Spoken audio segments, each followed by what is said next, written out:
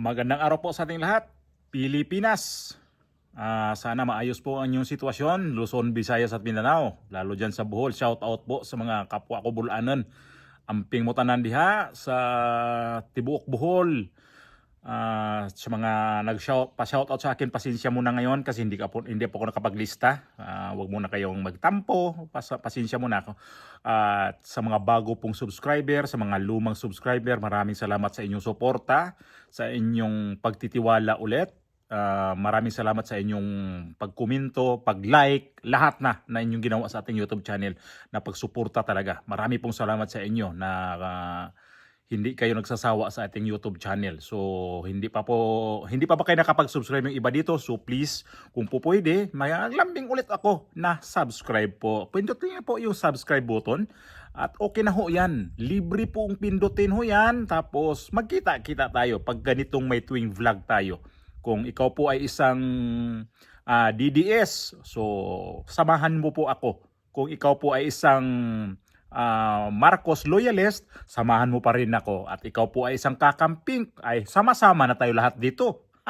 Kasi wala tayong pinipili dito. Kung magandang ginagawa, kung pangit ang ginagawa, nandyan po tayo. So ito kagaya ngayon, itong pag-uusapan natin ngayon, itong balita nitong si Vince Dizon. Hanga pa naman ako ni Vince Dizon nung time na yun sa doon sa COVID-19. Ito yung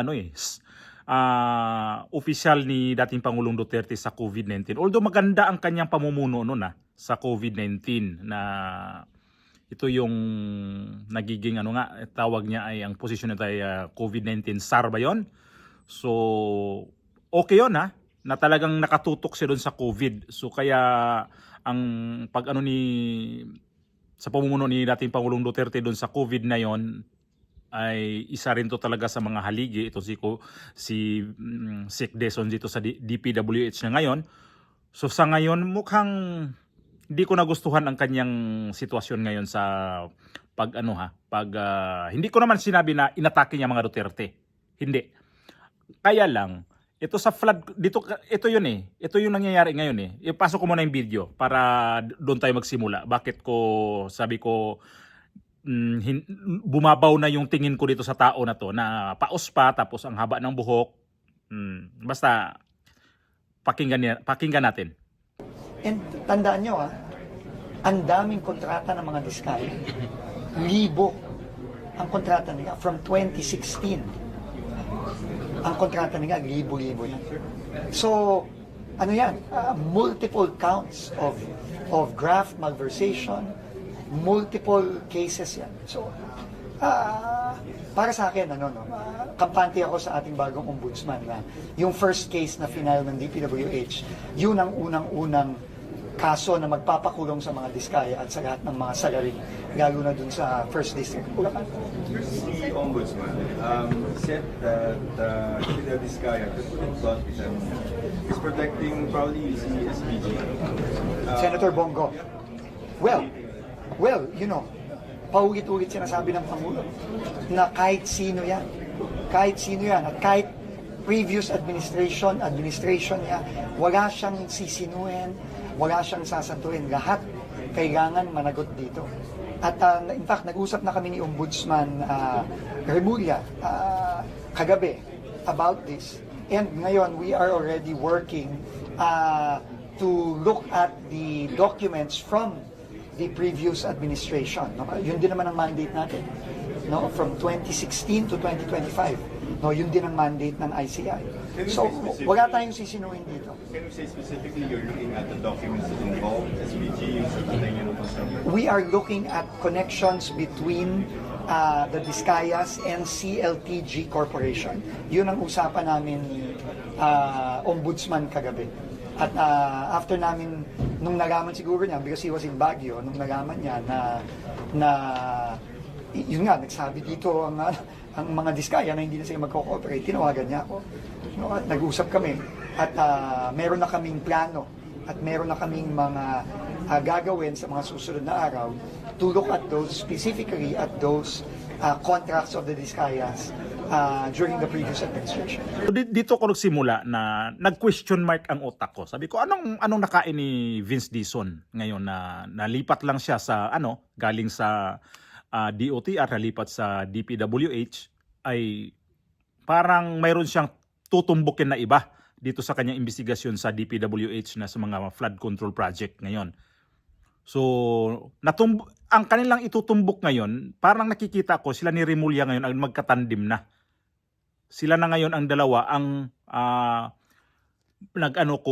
nagtitimon kung sino ang dapat tutumbukin, o ito si Vince Dizon inuudyukan to ni Remulla. Di natin alam naman natin si Remulla kung gaano kahudas. Hudas naman talaga to si Remulla eh. Itong dalawang Remulla, mga hudas to. Oo. Ay, nako. Di talaga to tayo pwede kumpiyansa sa mga Remulla kasi unti-unti na talaga. Hindi sila ngayon hudas ha. Demonyeto na. Grabe na talaga to si Boying Remulla. Saka sinabi niya, di ba, na may plano sila. Gawa ng itong si Bongo nga, na dinikit na naman dito sa mga Diskaya. Kasi nagalit to sila. Kasi itong mga Diskaya, umayaw na ayaw na nila dito makipag-cooperate sa ICI. So nagalit itong itong si Boying Remulla. At ngayon, tinawagan nga to, narinig naman natin, tinawagan siya ni Boying Remulla na ang sabi ay mayroon silang plano na itong si Bongo talagang ididikit na ngayon dito sa mga Diskaya. Kasi parang nag-joint venture yata itong kumpanya ni Senator Bongo sa kanyang tatay at saka ito ng mga Diskaya. Parang yun ang gusto nilang palabasin kasi narinig din natin na ang sabi ni Vince Dizon na 1,000 ang nakuhang kontrata dito ng mga Diskaya nung panahon pa noong di natin Pangulong Duterte, mula pa noong 2016 hanggang 2025. So yun ang pinapalabas niya. So talagang may intention sila na itong flood control ngayon na sangkatirbang problema, ididikit na naman sa mga Duterte. At alam niya ni VP Sara, kasi yun ang sabi VP Sara. At ito si Vince Dizon, gusto niyang linisin itong DPWH. Ito ngayon, bagong congressman, itong si Liviste, may sinabi na itong si Vince Dizon nagpasok ng mga tao dyan sa DPWH. Normal ho yan na ang sekretary magpasok ho ng tao dyan. Kahit sino naman eh. Ganun naman ang kalakaran dyan eh. Kahit ba kumpanya nga lang eh. Magpapasok ka ng general manager o CEO dyan. Talagang magbitbit ka ng mga tao na yung matagal mo na nakasama. Kasi parang ganun ang kalakaran sa Pilipinas eh. Kapag galing ka sa ibang kumpanya, nag-apply ka sa kumpanya, tanggapin ka, talagang may bibit-bitin kang tauhan na yun ang magiging mo rin na ipasok mo. Ito nangyayari ngayon, itong si Vince Dizon na mayroon siyang pinasok sa DPWH na nasangkot na naman dito sa problema ngayon sa DPWH. Nangungontrata na naman. Parang nanghingi na naman ng mga kickback. Yan ang sinabi nito ni itong congressman ng sa Batangas, itong si Liviste. At dito nayanig itong si Vince Dizon. Ipasok natin yung sinabi nitong bata na itong congressman to. Hanga ako nito ha, tapang. Okay po. Okay, sir. Okay, sir.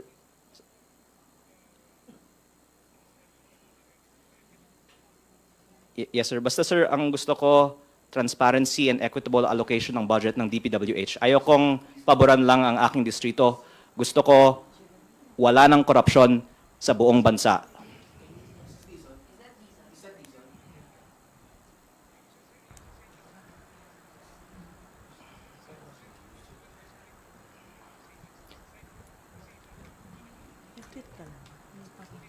Yes, sir. Yes, sir. Basta, sir, pag may savings, sana po matulungan natin ang buong bansa pag may savings, pag bawasan natin ang pressure sa DPWH.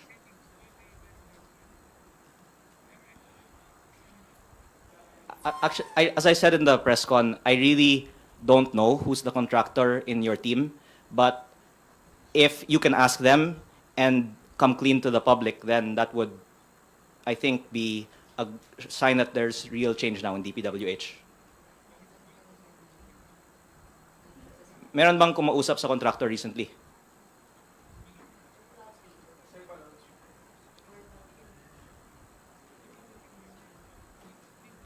So maybe Sec Vince can explain what was discussed in those meetings. You. Bye. Sir, si Sec ba ang inyong kausap? Si Sec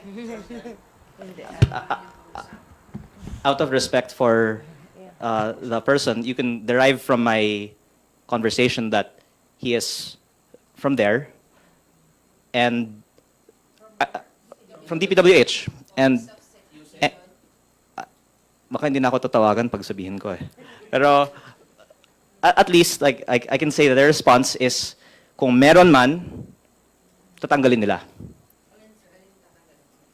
Of course, there should not be contractors who work in DPWH. And by the way, this is very widely known in government, but maybe should be known by the public. And the gentleman on the phone just admitted it. Among the regional directors and district engineers, there's so many contractors who work in DPWH because it's logical if they're giving contracts to contractors, why not set up contracting companies themselves? That's from the DPWH officials themselves. Now, they're saying they will search who among the new appointees is a contractor and remove them. Sir, may commitment ba yung nakausap nyo na ilalahad nila yung mga kilala nilang contractors, maging yung mga appointees nila? May commitment ba? Hahanapin daw pa nila sino yung contractor sa kanila. Pero yung mga pag-uusap nila sa contractors, hiningi ko din na ilahad nila. So, of course, they're saying that they're not aware who's the contractor among them. I believe that hopefully will be clarified soon.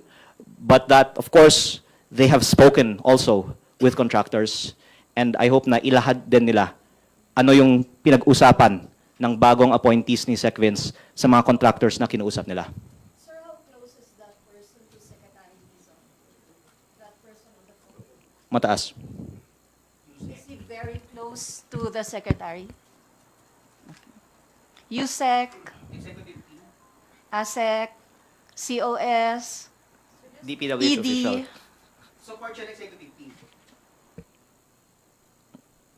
Executive team inside DPWH.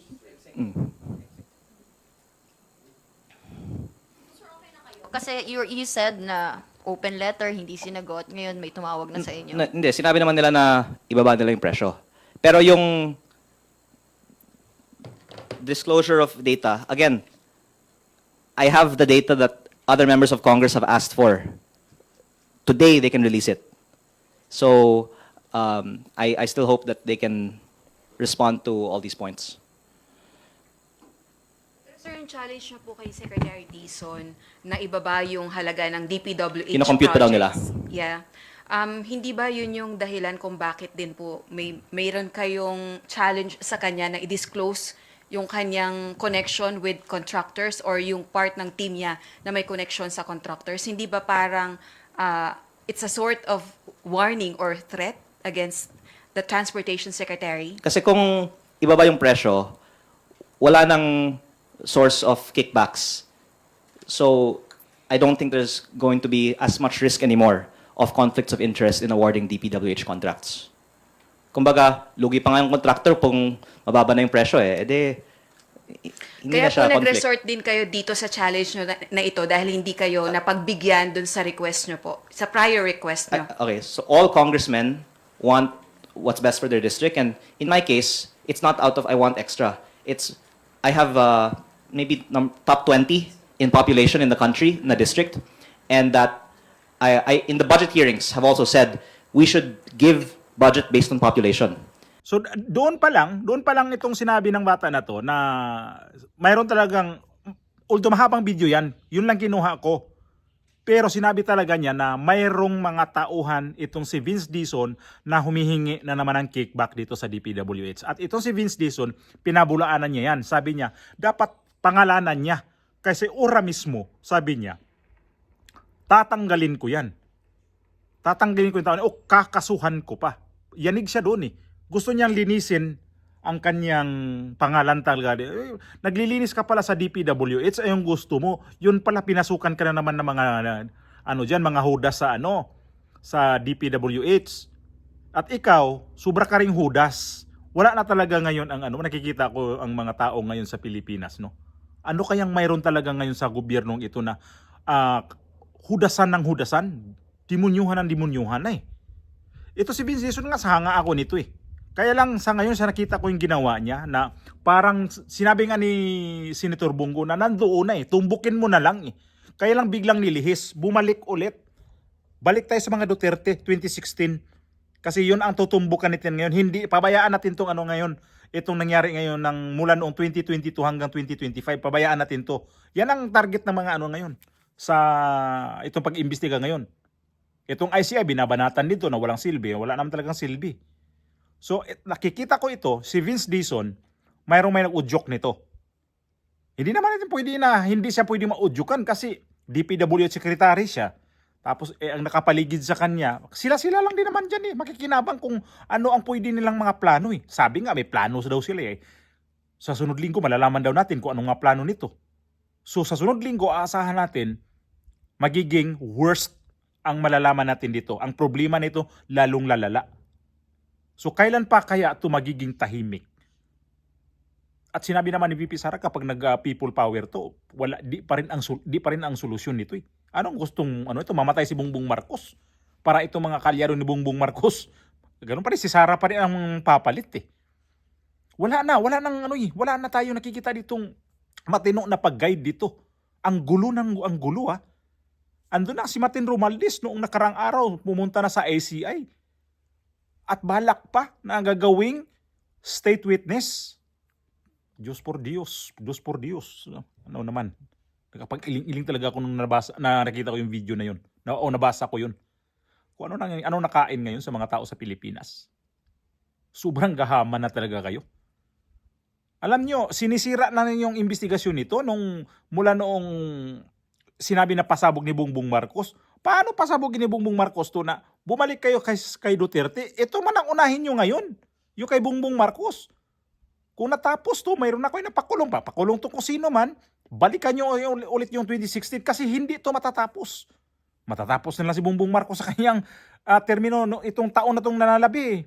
Itong kaso na to wala pa rin mangyayari. Sabi ni Boyeng Remulla, by December, mayroon siyang maikukulong. Paano to maikukulong? Sino ikukulong? Si Bongo na. Talagang mayroon silang target talaga nito na kailangan talaga nila na ilihis talaga to kasi papunta na to kay Martin Romualdez. Galing kay Martin Romualdez, papunta na kay Bongbong Marcos. Ayaw talaga nito makarating kay Bongbong Marcos itong itong problema na to. Linisin talaga nila to para si Marcos sabihin na sobrang linis ang kanyang panunungkulan.